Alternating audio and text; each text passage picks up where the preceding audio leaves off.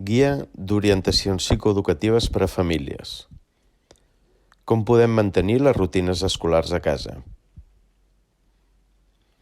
Cal anar amb compte amb l'hora en què s'aixequin del llit. És important que nens, nenes i adolescents tinguin una rutina similar a l'habitual.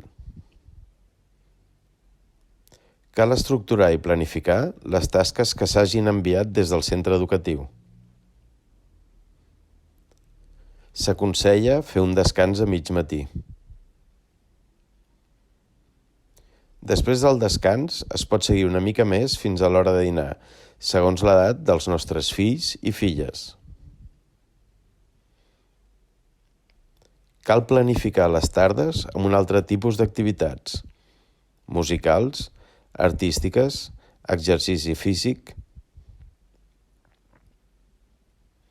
Cal parar especial atenció als hàbits d'higiene, alimentació i son.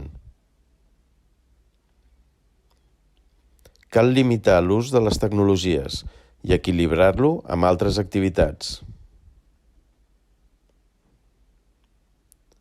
Es recomana que els nens, nenes i adolescents participin activament en les tasques de la casa.